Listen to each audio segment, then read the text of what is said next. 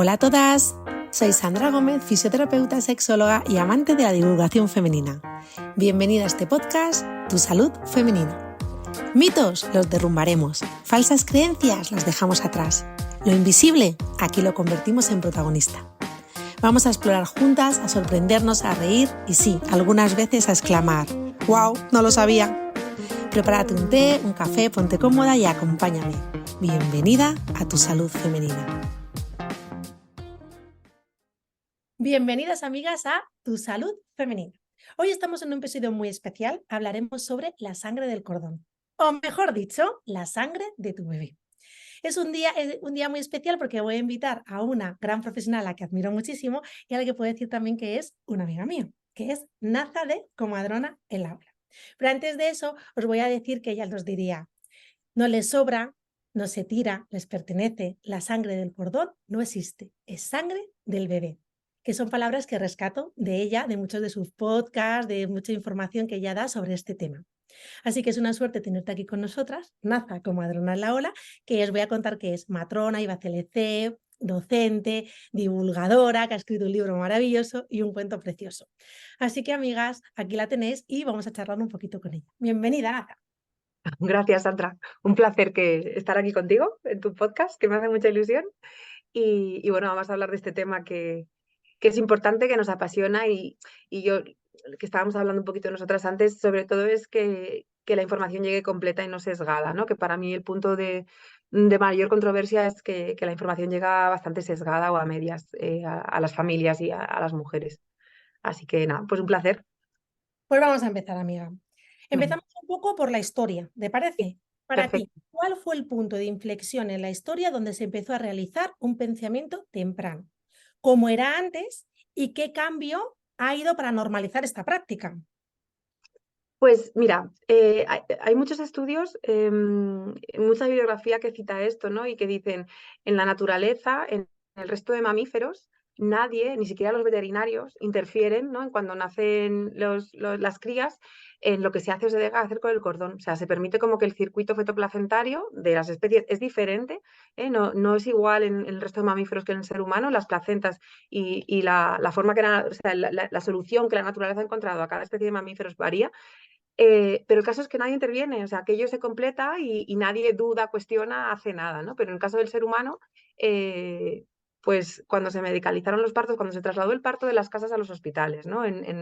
Pues a lo largo del siglo XX, algo que era totalmente fisiológico, que es que el bebé nacía y se esperaba, o sea, nadie tenía esa urgencia por pinzar el cordón, sino que se sabía que el cordón se colapsaba, se quedaba blanquito en un momento dado y cuando ya se queda blanco es el momento de pinzarlo.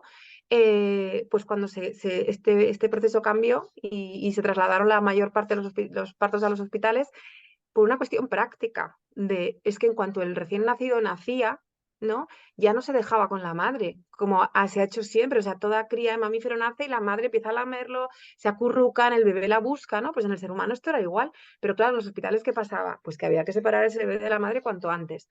Según nacía el bebé, se pinzaba el cordón, no se esperaba nada, se ponía la pinza y al bebé se lo llevaban a asearlo, lavarlo, pasarle sondas, porque había que pasarle sondas por la nariz, por la boca, por el ano, ¿no? Como para ver que todo era permeable, se le inyectaban ya, pues en su momento que sí la hepatitis B, una serie de procedimientos, ¿no? Que han ido cambiando mucho. Se le hacía una revisión pediátrica, se vestía al bebé y el bebé se trasladaba a un nido, ¿no? Al cuidado de pediatría. Y ya, pues cuando se reuniera con la madre, pues dependía mucho del hospital. Entonces, claro, mientras el bebé está unido a la madre por el cordón, eso es un impedimento, con lo cual de ahí se empezaron a pinzar los cordones, ¿no? De manera precoz. Pero antes de eso, siempre, de toda la vida, siempre se cita también mucho a Darwin, ¿no? Porque, bueno, no es Darwin, no sé si es el nieto o el hijo.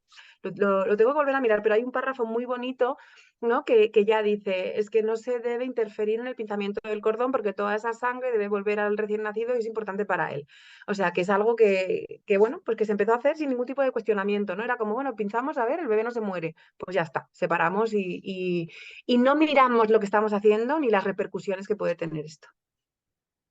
Entonces, Naza, cuéntanos un poquito para que las oyentes no lo puedan entender, cuál es realmente ese circuito bebé-placenta que hay, que igual esto nos hace mucho mejor entender por qué es interesante no hacer ese corte de cordón prematuro. Claro, o sea, para mí el principal fallo, ¿no? de toda esta manera en la que se promueve la donación de la sangre del bebé, y ahora vamos a entender por qué esa sangre es del bebé, es un fallo de comprensión de la fisiología, ¿no? Y te cuesta mucho aceptarlo y entenderlo, porque anatómicamente tenemos muy claro cómo es la circulación de un ser humano, ¿no? La circulación menor y la circulación mayor, es decir, la sangre que tiene que ir a los pulmones, oxigenarse, y luego ya repartirse por el resto del cuerpo, ¿no? Con ese oxígeno y luego aparte todos los nutrientes de la digestión y tal. Pero es como que lo tenemos muy claro, por dónde va y viene la sangre. Es un circuito cerrado, ¿no? Tu sangre va y viene, el corazón, pulmones, vuelve al corazón y al resto del cuerpo. En los recién nacidos es muy peculiar porque los bebés no pueden respirar a través de los pulmones. Entonces, intraútero, el órgano de la placenta, la placenta y el bebé se desarrollan, o sea, cuando hay una concepción, ¿no? del mismo embrión, hay células que se van a especializar y convertir en placenta y células que se convierten en el bebé, pero todo surge ¿no? De la misma división celular. Entonces, como el bebé no puede respirar ni nutrirse, ni deshacerse del dióxido de carbono y de los desechos del metabolismo, lo hace a través de la placenta. Entonces, la placenta se inserta en el útero, hay una cara que está insertada en el útero de la madre, ahí llega la sangre de la madre, le da nutrientes, le da oxígeno y eso está separado por una membrana. O sea, la sangre de la madre y del bebé no se mezclan. Hay una membrana ahí en esa parte de la placenta y en el otro lado de la placenta está la sangre del bebé. Recoge nutrientes, hormonas, oxígeno y le da a la madre todos sus desechos para que la madre se los lleve y la madre en su hígado, sus riñones y tal, pues lo metaboliza. Entonces, la sangre del cuerpecito del bebé sale por el cordón, son unos vasos sanguíneos que salen desde dentro de su cuerpo.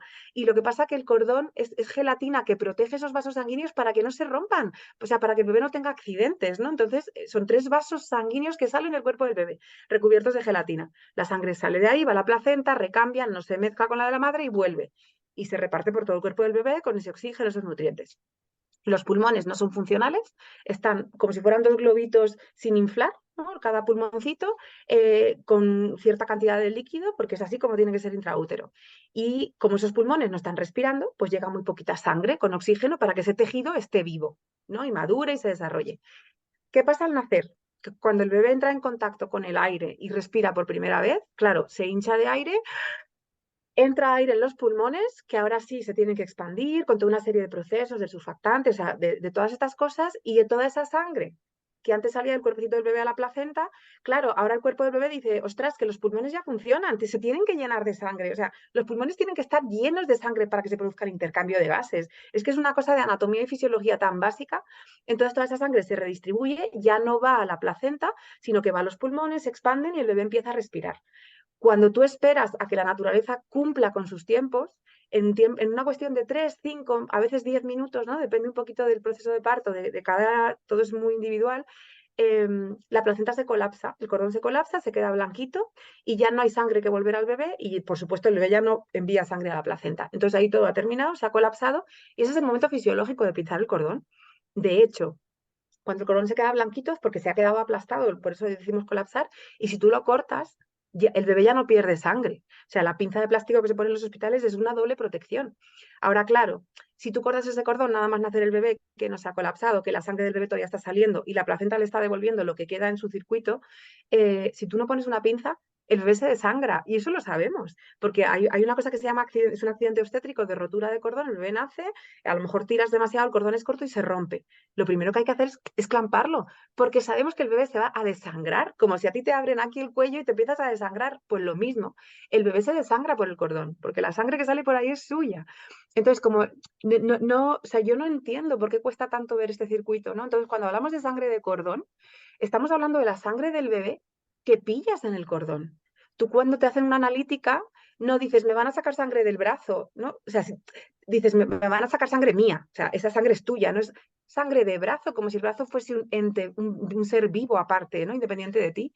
Entonces, el cordón no es un ser vivo, no existe sangre de cordones, es la sangre fetal que va a la placenta, vuelve, va a la placenta, vuelve de manera extracorpórea todo el embarazo, hasta que nace ya no lo necesita, el bebé la recupera. Y también hay otro concepto muy erróneo que se habla como de sangre extra, que no es extra, que es que antes Ya. la placenta hacía una función, la placenta ya no es necesaria y ahora esa función la tienen que hacer los pulmones, el hígado, los riñones del bebé, necesitan mayor volumen de sangre. Y es una cuestión que es tan fisiológica que no, que dices, no, no es posible, ¿no? Porque cuando hablas de sangre de cordón ya estás confundiendo de base a las familias. Maravilloso escuchar esta explicación, porque creo que con esta explicación queda muy claro todo lo que tiene que ver con el circuito bebé placente y con la mala terminología de, que también está pensada muy bien, o sea, está hecho Sí, muy bien el trabajo, sí, del cordón, de la sangre del cordón, sin importar claro, del bebé, ¿no? Entonces ahí también, ¿no? Eso está muy bien pensado desde otro lugar, ¿no? sí. Vamos a hablar un momento de las consecuencias del pinzamiento prematuro, o si quieres ponerlo en positivo, no hacer hacer un pensamiento tardío, ¿sabes? Como Sí, tú lo sí, quieras pensar mejor. sí. Pues a ver, como es la fisiología, ¿no? Pues si no hay un ser humano, hay una persona que dice voy a cortar este cordón cuando a mí me sale de las narices, lo normal es que la naturaleza prevé que todos los bebés recuperan ese volumen de sangre. O sea, es que es así. Y cuando una mujer para en el coche de forma precipitada y llega al hospital 15 minutos después, el cordón está colapsado porque es lo que tiene que suceder, ¿no? Entonces, esto hace que los bebés se adapten mejor, porque mientras que el bebé inicia la respiración, el pulmón se expande, toda esa sangre llena los alveolos pulmonares, ¿no? A nivel capilar. El bebé se adapta mejor porque él ya empieza a respirar, pero es que a través de la placenta sigue llegando sangre oxigenada, ¿no? Entonces esa transición que tanto miedo nos da de cuando el bebé pasa de medio líquido intraútero a aéreo está mediada y protegida también por el cordón y eso está demostradísimo. Está demostradísimo en un montón de estudios con muestras que estos bebés su oxigenación se estabiliza antes, ¿no? Que los niveles de oxígeno son mejores cuando se hace un pinzamiento fisiológico, es decir, cuando no pinzas el cordón a lo brusco nada más nacer. Eh, un factor súper importante es el tema de la anemia, ¿no? Porque estamos empeñados en que esta sangre a los bebés les sobra, que es un extra, que la podemos quitar. O sea, seguimos diciendo que total, como se va a tirar, pues mejor la donamos o la recogemos. Hombre, ya, si la vamos a tirar, por el amor de Dios, pues vamos a guardarla y que le sirva a alguien. Pero es que esa sangre no se tira. Si tú no tocas, vuelve al cuerpo del bebé, ¿no? Entonces, el tema de la anemia es brutal. Y de esto sí que, o sea, es que hay tantos estudios que es que no se puede rebatir. Cuando haces un pinzamiento precoz, claro, le has quitado al bebé una cantidad de sangre bastante importante, que los bebés pesan entre 3 y 4 kilos. Entonces, cuando tú pinzas, es que le estás quitando a veces 150 mililitros de sangre, ¿no? Es una burrada, es un recién nacido. Y está demostrado que estos niños tienen mucho mayor riesgo de anemia. De hecho, estamos llegando a tal punto que sabemos que la población infantil, que los lactantes de 2 o 3 meses, una gran proporción tienen anemia. Y estamos empezando a llamarlo anemia fisiológica del lactante. O sea, ¿perdón? Y también lo que es peor, atacando la lactancia materna, porque es cierto que la leche materna tiene poco hierro, pero es que no necesita más. O sea, la naturaleza dice, es que este es el hierro que necesita el bebé y además con una biodisponibilidad brutal, ¿no? En leche materna, o sea, todo lo que le llega al bebé es poco, pero todo está biodisponible. Entonces, claro, la leche materna es defectuosa, la anemia es fisiológica, porque claro, la naturaleza se equivoca, ¿no? Y es tremendo, o sea, a mí el concepto de anemia fisiológica del lactante es como, no, perdona, anemia iatrogénica por un pitamiento precoz del cordón, ¿no? Y luego seguimos, bueno, es que en países industrializados, ¿qué más da? Pues le pautas unas gotitas de hierro al bebé y todo resuelto. No, amigo, hasta que detectas esa anemia, empiezas a suplementar y elevas esos valores, pero es que además estamos en un proceso de desarrollo a nivel, ¿no? De todo el cuerpo del bebé, pero también sobre todo de neurodesarrollo muy delicado, porque los recién nacidos nacen inmaduros, o sea, todos los bebés humanos son prematuros, todos, el 100%. Claro, tenemos los muy prematuros, ¿no? Que nacen antes de la semana 37, pero todo ser humano, o sea, nace prematuro, porque la naturaleza dice, este bebé no se puede seguir gestando dentro del cuerpo de la madre, pues nace prematuro y ahora se cría aquí fuera, en brazos y a la teta. Pero son prematuros, no caminan, no hablan, no te siguen a ninguna parte, se mueren si no los cuidas. Entonces, el cerebro del bebé sigue en un desarrollo brutal, muy importante después de nacer, y el que no le falte ese hierro favorece la mielinización de las neuronas, ¿no? Que haya un desarrollo neurológico óptimo. Porque a mí no me gusta este concepto de ¿son más listos y más inteligentes para hacer un pensamiento tardío? No, ese no es el concepto.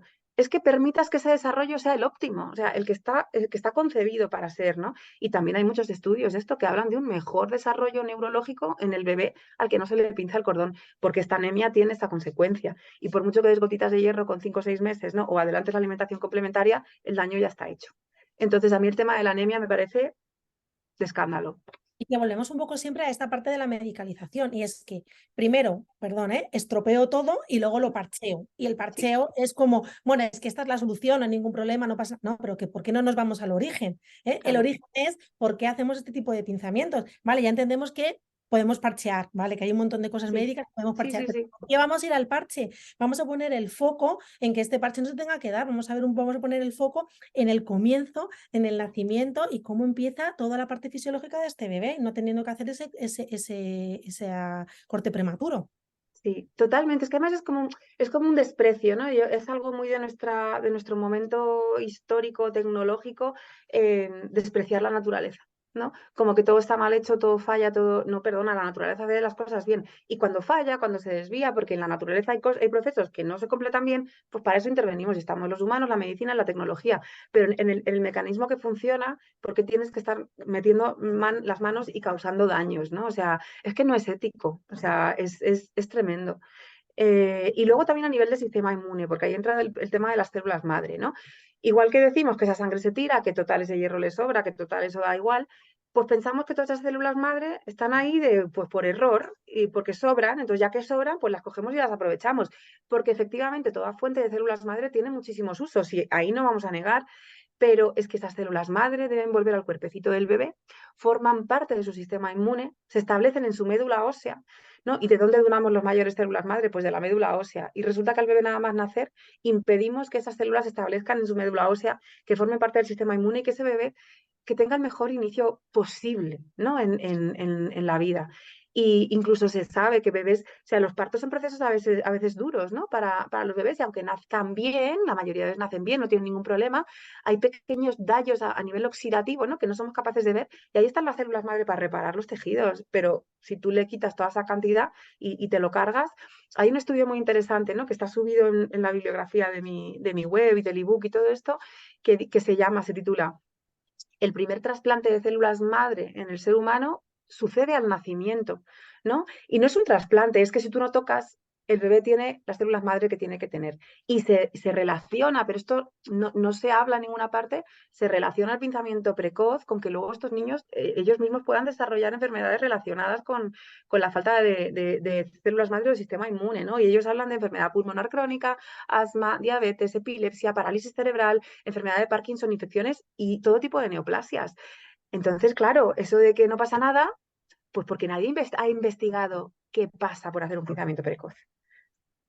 Bueno, pues es que justo hablando de esto, vamos a hilar un poquito todo esto, ¿no? Que es que la importancia de hablar un poco de lo interesante de hablar del donante de médula y el donante de cordón, que empezó todo un poco desde ahí, ¿no? Desde de la importancia de hacer una donación de médula desde adultos, ¿no? Sí. Y otra cosa es lo que tiene que ver con la donación del cordón umbilical, ¿no? De la sangre, de las células madre, que es lo que nos están, vamos a decir así, vendiendo un poco para que muchas veces se haga este tipo de donaciones, ya sean de manera privada, ¿no? Entonces, ¿tú qué opinas un poco sobre estos dos temas, ¿no? La médula ósea y el cordón. Claro, o sea, la donación de médula ósea, toda donación, ¿no? de tejidos, de sangre, eh, la hace un adulto con un consentimiento informado mayor de edad. Tú vas a donar sangre y tienes que firmar un consentimiento, ¿no? Y lo puedes hacer mayor de edad. Un niño de 14 años no puede dar a donar sangre. Entonces, para mí aquí hay un conflicto bioético que no estamos abordando, porque claro, cuando tú hablas de sangre de cordón, es que, oye, es desde un cordón, ¿no? Aquí no le estás haciendo daño al bebé, no. Si habláramos de sangre del bebé, estamos hablando de un recién nacido menor de edad y ese bebé no está consintiendo donar sangre. Yo sé que esto suena un poco fuerte, pero cuando pinzamos el cordón y de manera precoz y toda la sangre que queda entre el cordón y la placenta la recogemos, ¿no? Para donar o para guardar, vamos a darle la vuelta y vamos a permitir un pinzamiento fisiológico, el bebé recupera toda su sangre. El cordón se colapsa, la placenta no queda sangre. Vale, y ahora el cuerpo del bebé está lleno de células madre porque acaba de nacer, toda su circulación está, vamos a pincharle, a canalizarle una vía en el brazo y vamos a extraerle 150 mililitros de sangre, que es lo que se llenan las bolsas para donar.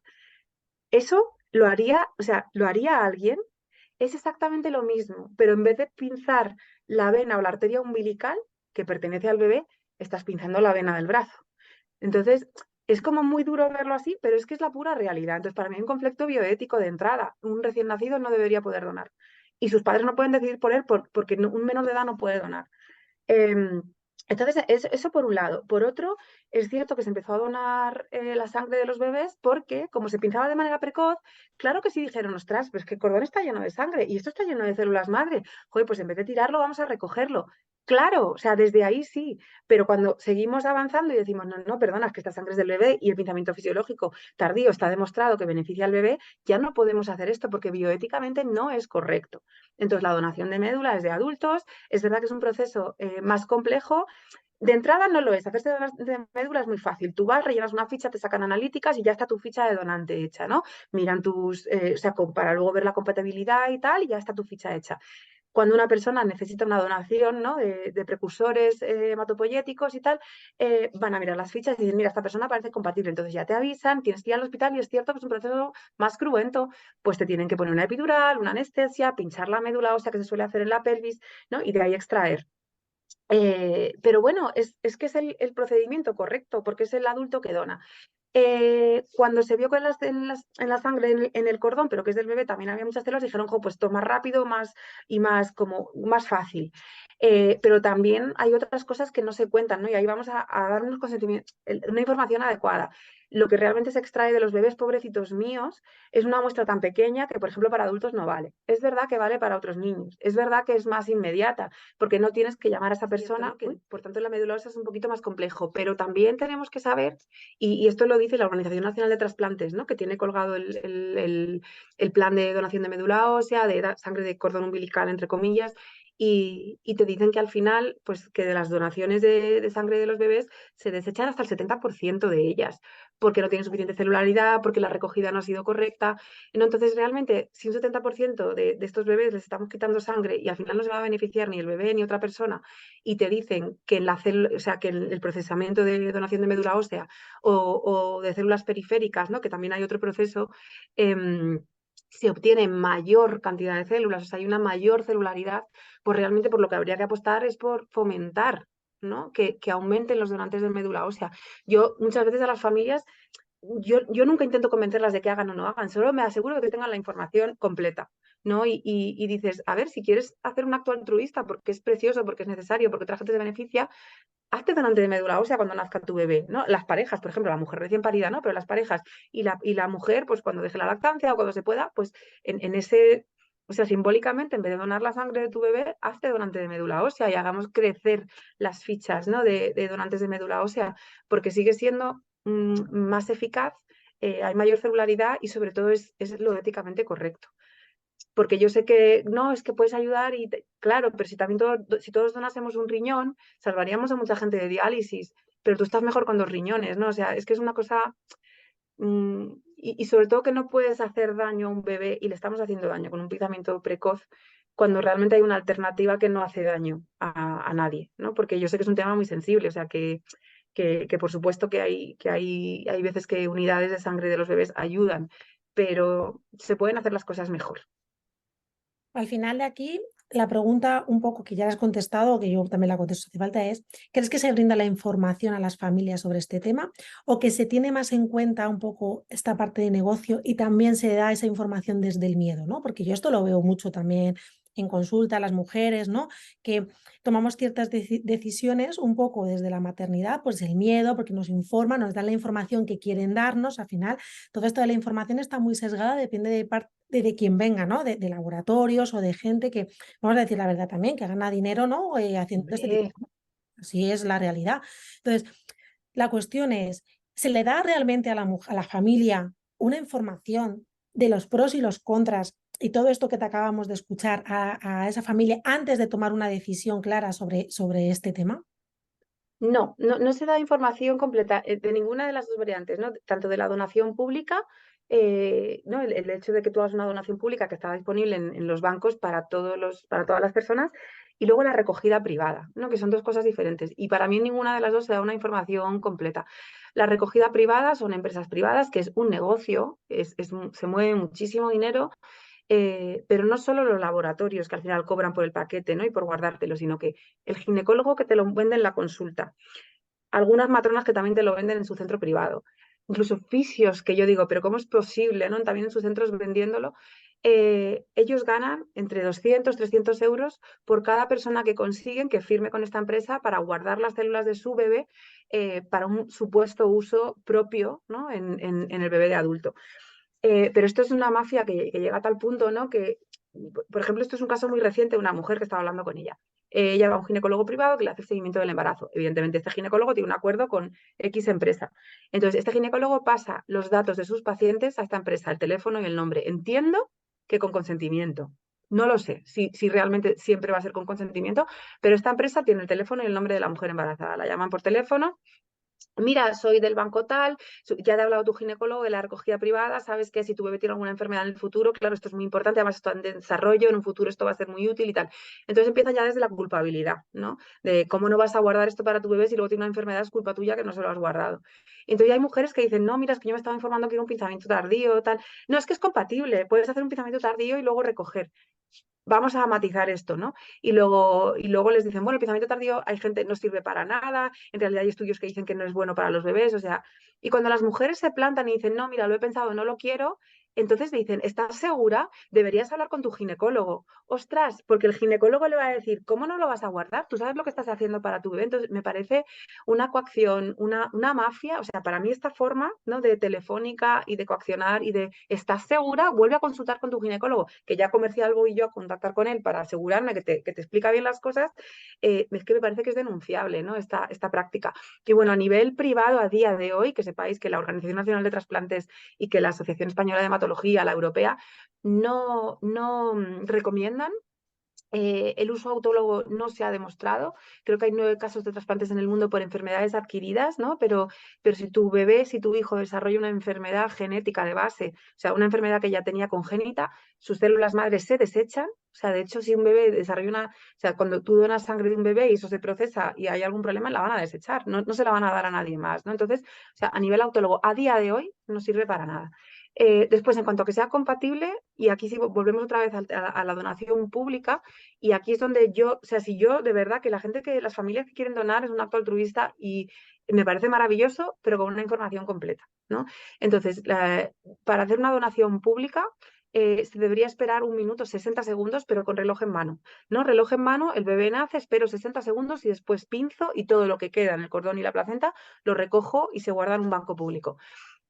Porque ese minuto es primordial para ese bebé, ¿no? El bebé va a recuperar una cantidad de sangre bastante importante en ese tiempo, se va a adaptar mejor, respirar, sus pulmones se expanden, todo lo que estábamos hablando, reduce el riesgo de anemia, nunca tanto como esperar a que se colapse, ¿no? Que son 3, 5 minutos, pero ese minuto de oro es que está ahí. Y en la información de la Organización Nacional de Trasplantes, que evidentemente promueven la donación pública, te dicen las familias deben ser informadas de los beneficios del pinzamiento tardío y se debe esperar 60 segundos para hacer la donación. Pero a la hora de la verdad, las familias no tienen esta información, nadie les ha dicho nada. Y las personas que recogen sangre no esperan 60 segundos, esperan 15, 20 segundos y dicen, ya es bastante, pinzamos, ¿no? Entonces le estamos haciendo daño al bebé. Y la ONT en sus guías dice, claro, es que no se puede privar al bebé de los beneficios. Ellos te hablan de sangre extra, que a mí todas estas cosas al final me molestan porque sí que tiene la propia ONT tiene algunas palabras ahí, dice, el pinzamiento tardío parece ser beneficioso, esta sangre extra, no es extra, es del bebé, la recupera fisiológica y no parece. Hay una evidencia contundente en los beneficios del pinzamiento fisiológico, o sea, no es que parezca, no, también te dicen como, no hay suficiente para confirmar o refutar, no, perdona, hay una evidencia aplastante, ¿no? Y entonces vamos a darle la información a las familias. Entonces, de la donación privada, que sepan que es un negocio, que nadie dice que en 50 años no se descubran cosas nuevas, pero a día de hoy no está recomendado por los organismos, las asociaciones de hematología ni la ONT, y que las familias deben saber que el pinzamiento tardío es beneficioso, es necesario para sus bebés y que si se va a donar hay que esperar 60 segundos, pero cronómetro en mano, ¿eh? No vale a ojímetro. Porque yo muchas veces digo, vamos a calcular 60 segundos y nos ponemos todos así y a los 20 segundos creo que ya ha pasado 1 minuto. Entonces es reloj en mano y a los 60 segundos se pinza y lo que se pueda recoger se puede recoger y lo que no, es que lo que no se puede es hacer daño a los bebés. Pero esto está en las guías de la Organización Nacional de Trasplantes y no se da esta información a las familias. No es que sean compatibles las dos cosas, porque 1 minuto no es tardío, pero 1 minuto es verdad que es mejor que 20 segundos. Entonces, vamos a proteger ese minuto para el bebé y después la familia que quiera donar, adelante, ¿no? Con toda la información en mano de riesgos y beneficios y, oye, ahí sí que ya nadie, yo no me meto en eso, ¿no? Es totalmente respetable, pero no se da esta información completa. No pasa nada, se tira, no te preocupes, genial, esto va a ayudar a otros niños, entonces tú, claro, dices, joder, claro, vamos a ayudar a quien haga falta, pero no te están dando una información completa y ese sesgo, tu consentimiento no es informado, o sea, es que eso no es legal.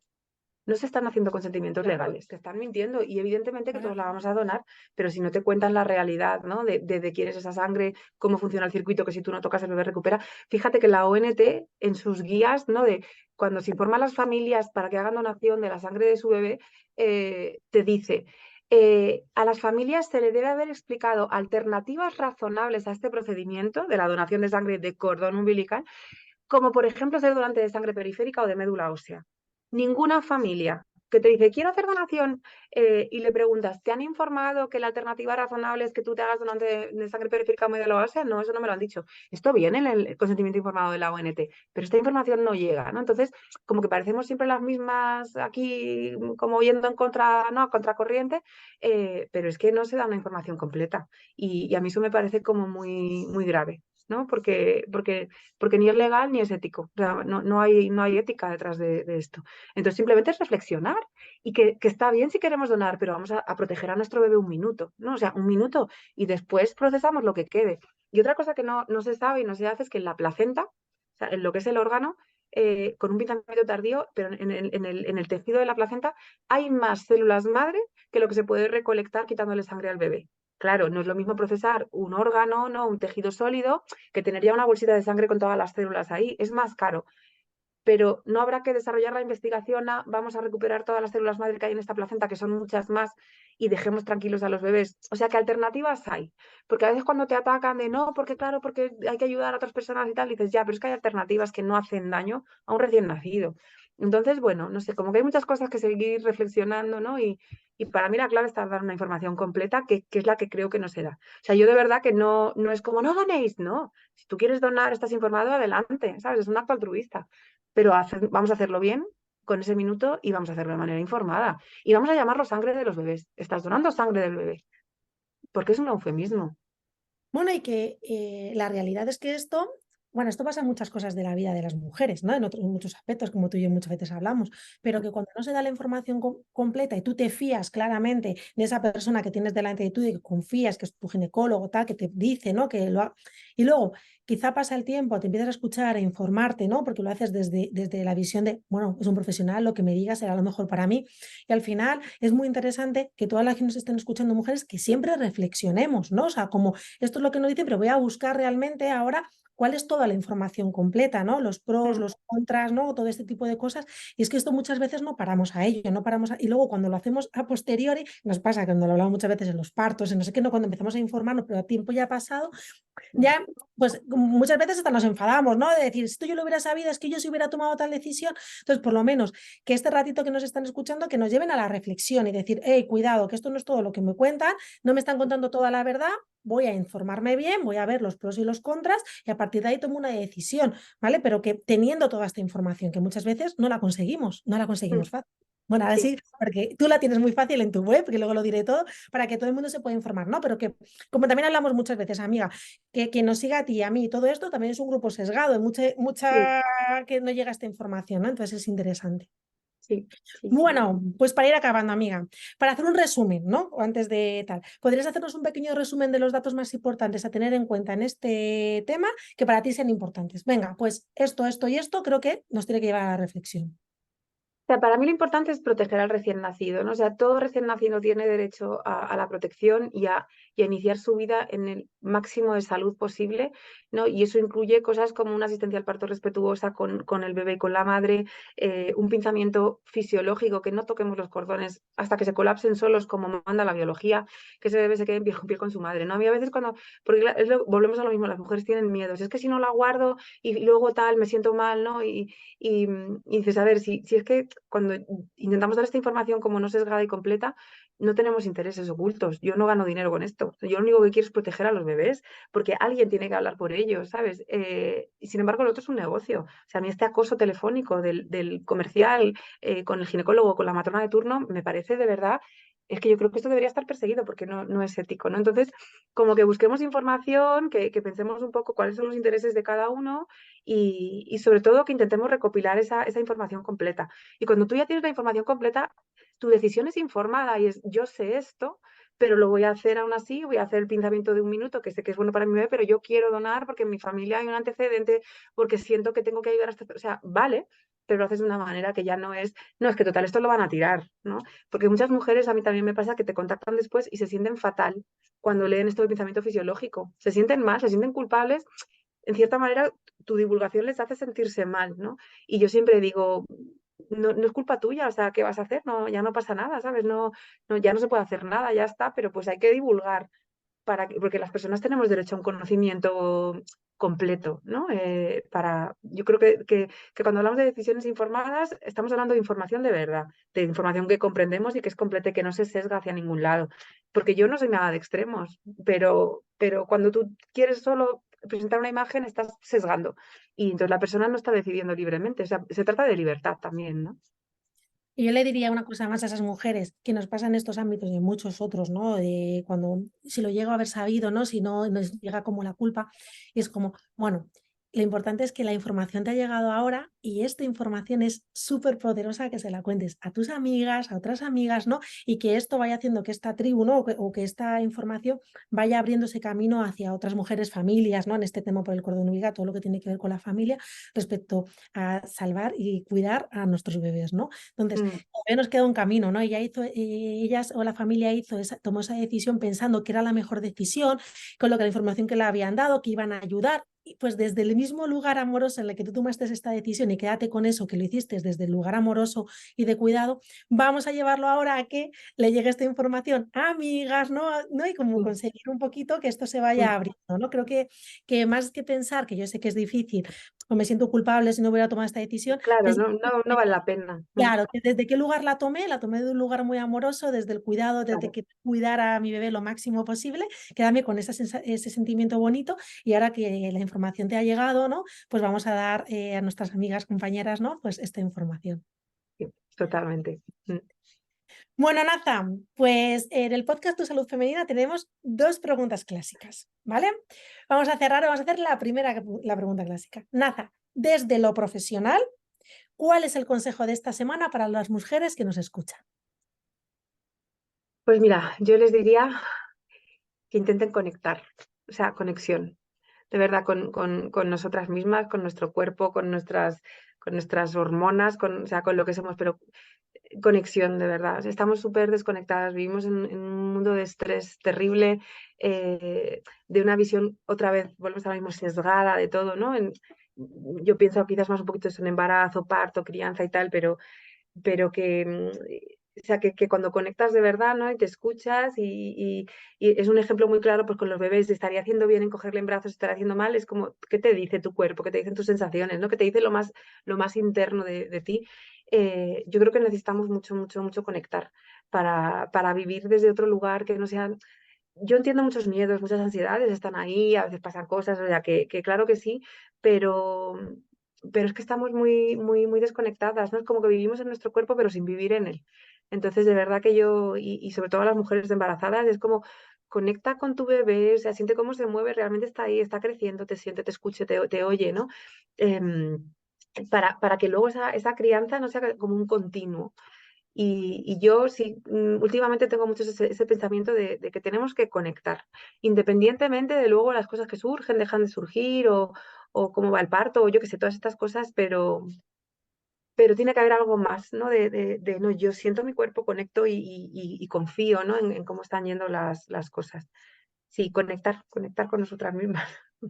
Sí, qué interesante, ¿no? Y qué importante la conexión y la confianza en nosotras mismas, porque también no estar conectadas perdemos la confianza en nosotras mismas y Sí, necesitamos de otra gente para que nos diga lo que tenemos que hacer. Y es como, wow, ¿no? Alejémonos sí. de eso, conectemos, tengamos confianza para también nosotras poder tomar desde la tranquilidad y seguridad y calma decisiones, ¿no? Porque si no Sí, estamos claro, conectadas. y que confiar en ti mismo no significa, ¿no? Porque muchas mujeres, también he leído esto, no, es que mi cuerpo me falló porque mi parto fue una cesárea, ¿no? Y es como, no, tu cuerpo no te ha fallado, has gestado un bebé, tienes aquí a tu hijo, a tu bebé, no, simplemente que a veces cosas que se desvían de la fisiología y para eso está la intervención.